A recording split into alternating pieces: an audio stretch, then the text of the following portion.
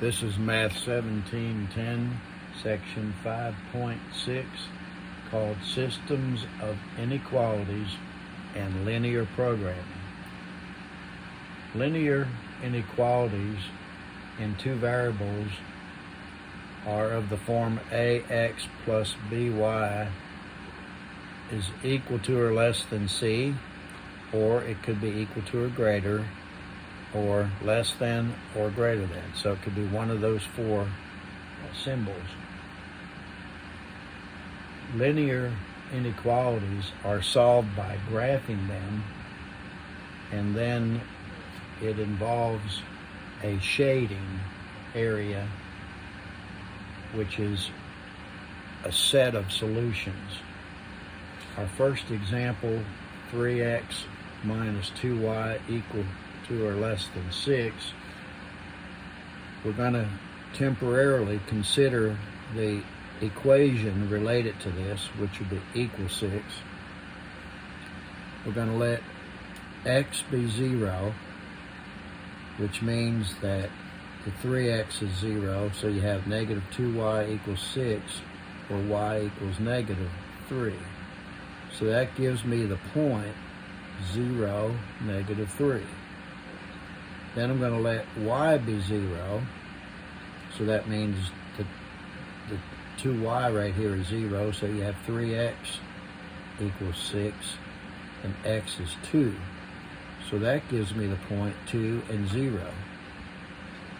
I'm going to put both of those points on the coordinate system. 0, negative 3, be right there. 2 and 0 right there. Then I'm going to connect these 2 points. Whenever the symbol is equal to or less than, equal to or greater than, we use what we call a solid line, like we normally use when we graph. So we draw a solid line, and then I'm going to choose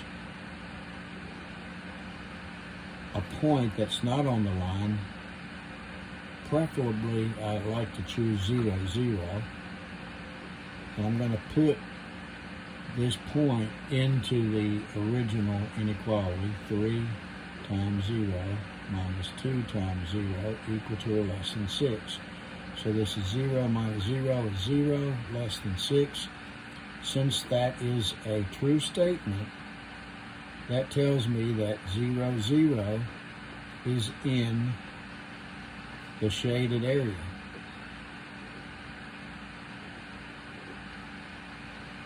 So that means my shaded area is over on this side of the solid line that I drew. So I will do my shading like this.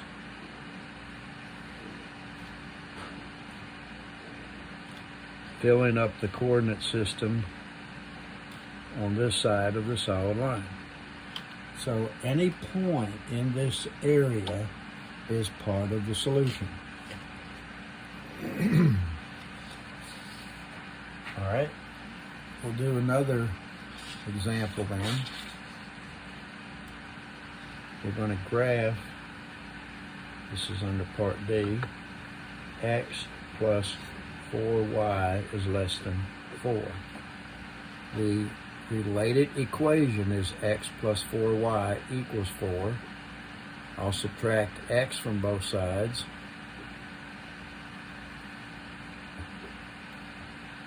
And that'll give me 4y equals negative x plus 4. And I'll divide by 4 everywhere on each term. So y is, this is the same as negative 1/4 x plus 4 divided by 4 is 1. All right, this right here is my y-intercept, so I'll locate that on the coordinate system right there is 1. This right here is my slope, or my rise over run, so that's going to be the negative I'll put with the 1 and the positive 4. So that means I go down 1 and over 4. And I'll have another point. Now, this time I have no equals with my symbol. So when there's no equals, I use a dotted line on my graph. And again, since 0, 0 is not on the line, I will put 0, 0 into my original inequality. So that's 0 plus 4 times 0 less than 4. So 0 is less than 4, which again is true. So that means that 0, 0 is in the shaded area.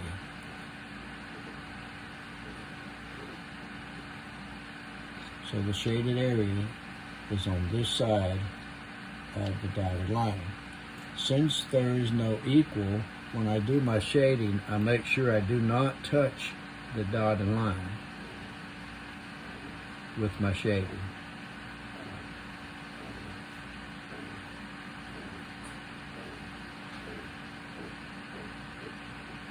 So any point in this shaded area is the solution to this inequality. All right.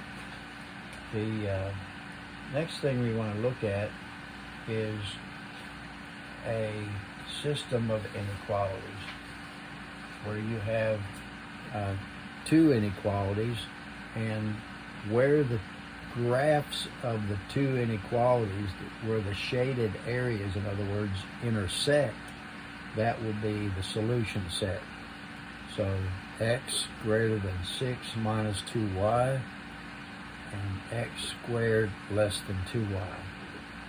So there's my system. I'm going to take my first inequality and solve for y. Actually, I'm going to do it a little bit differently. I'm going to add 2y to both sides. So this would be x plus 2y greater than 6. And my related equation would be x plus 2y equals 6.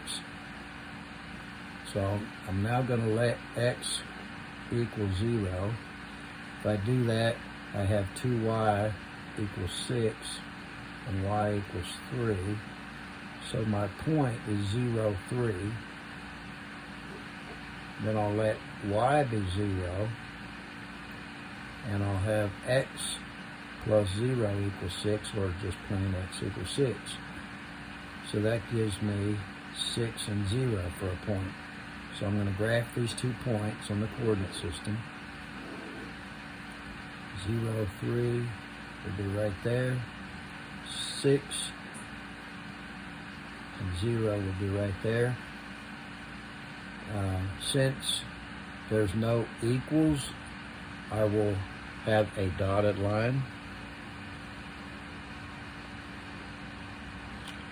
And this is x plus 2y equals 6. I'm going to choose 0, 0 because it's not on the line. And if I do that in my first inequality, I get, or use this one right here, 0 plus 0 greater than 6. So 0 greater than 6, that's a false statement. So that means 0, 0 is not in the shaded area.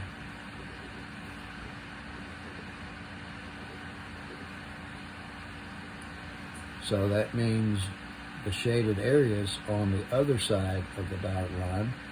So that'd be right here. Again, do not touch the dotted line with your shading because there's no equals involved. Okay, so that takes care of the first inequality. The second one x squared less than 2y,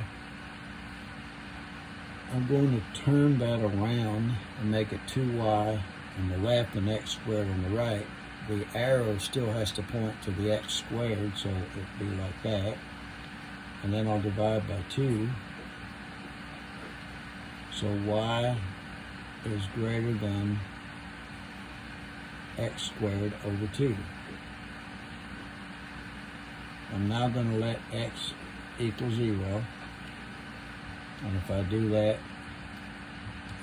let's use the equivalent equation or the related equation, just plain equals for now. If I let x be 0, then y is equal to 0. And of course, if I let y be 0, x will be 0, so I'm not gaining any additional points. So I'm going to let x be some other number. I'm going to let it be 2, which means that y equals 2 squared over 2, which is 4 over 2, which is 2. So that gives me the point 2, 2. So I'll use 0, 0, and 2, 2. 0, 0 is right here. 2, 2 is right there. And I cannot choose 0, 0 this time because it's one of my points. So I'll choose, say, 2 and 1.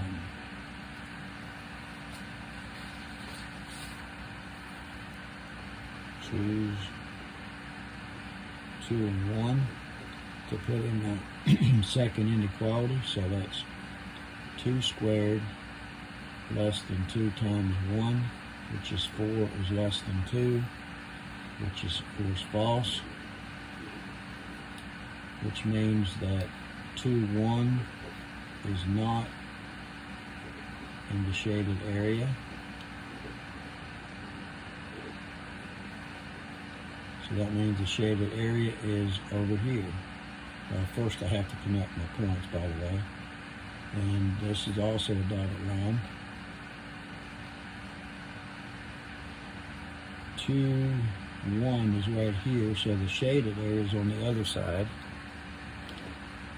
Again, make sure the shading doesn't touch the dotted line. So this right here is my solution area. It's where the two shadings overlap.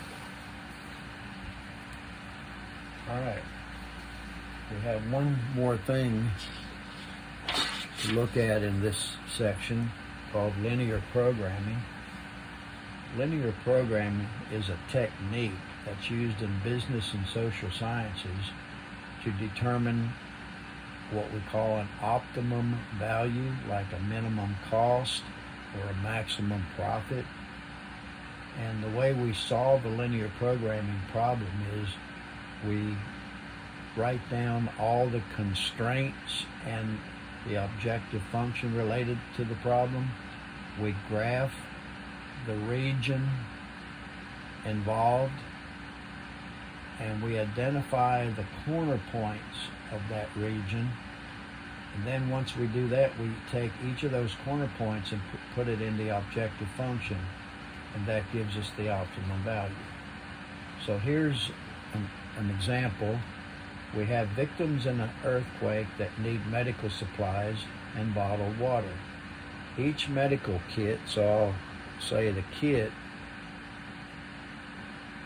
provides or contains 1 cubic feet and weighs 20 pounds. The bottles of water also contain 1 cubic feet, and this should have been 10 pounds and the other one's 20 pounds. This first one takes care of 6 people, and the second one takes care of 10 people. We have planes that are going to deliver this emergency equipment, and they can carry 6,000 cubic feet and 80,000 pounds of equipment. So I'm going to let X be the kits, the number of kits. I'm going to let Y be the number of water bottles.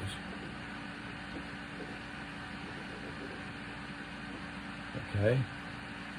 Obviously, the number of kits and water bottles have to be equal to or greater than 0. That should be greater than. The total number of kits and water bottles is going to be 6,000 or less, because that's all the plane can carry.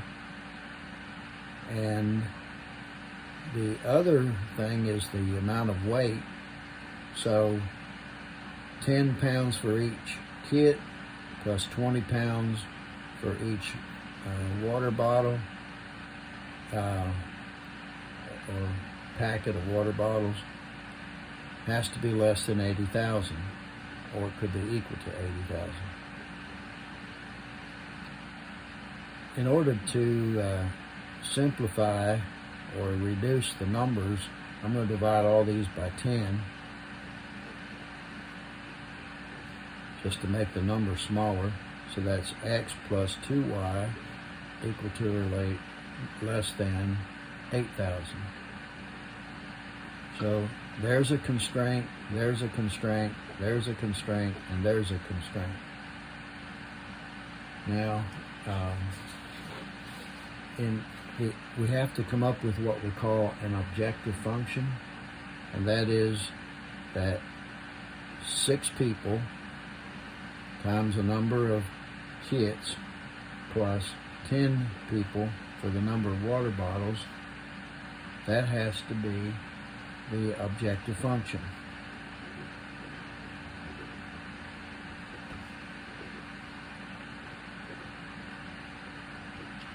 This is not an inequality, it's just an expression. All right, now what I'm going to do is I'm going to put this on a graph. I'm going to graph this right here and this right here. This right here just simply means it's going to be in the first quadrant. So, if I let X be 0, then Y will be 6,000. If I let Y be 0, then X is 6,000, so that's 6,000 and 0. So those are my 2 points.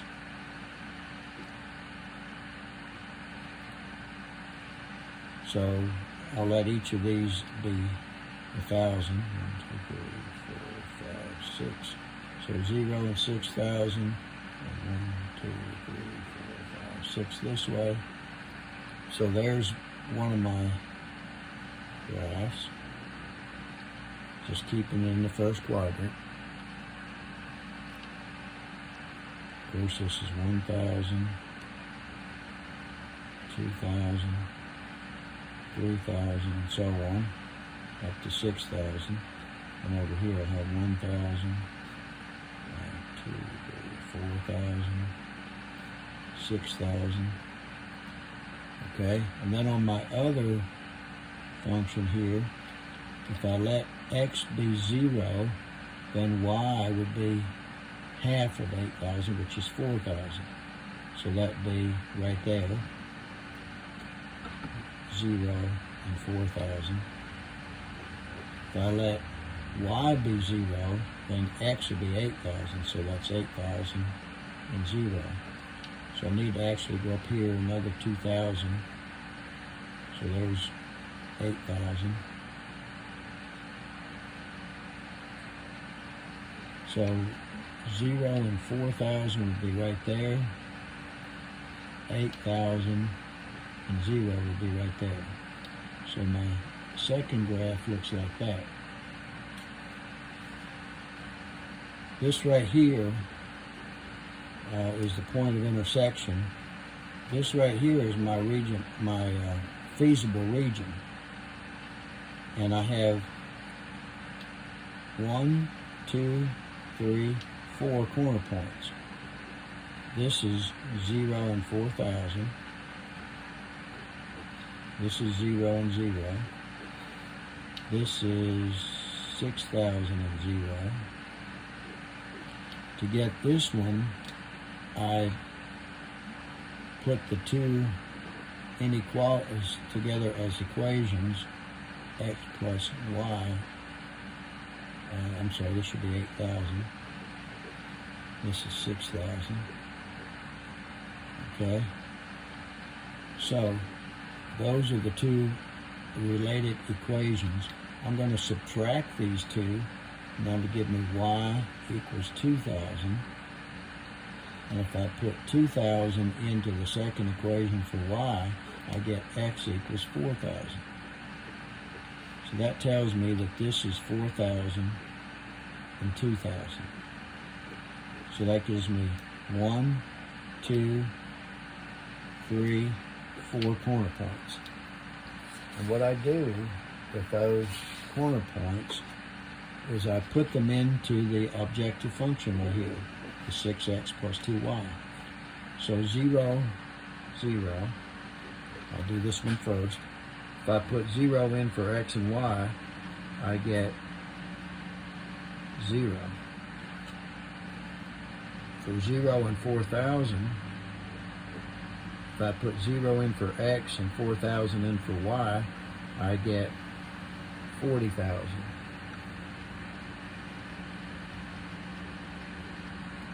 Then I have this point. If I put a 4,000 in for x and a 2,000 in for y, for 4,000 and 2,000, what I get there is 44,000. And I'm not working that out on paper. You can do that on the calculator. And then the last one is 6,000 and 0. If I put 6,000 in for x and 0 in for y, I get 36,000. So what that tells me is that this set of points gives me the largest value for the objective function. And that means that I would have 4,000 kids and 2,000 water bottles.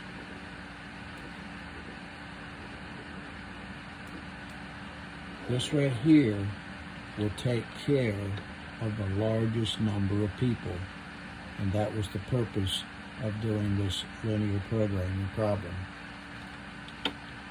How many of each should be sent by the plane to help the most victims? That concludes this section.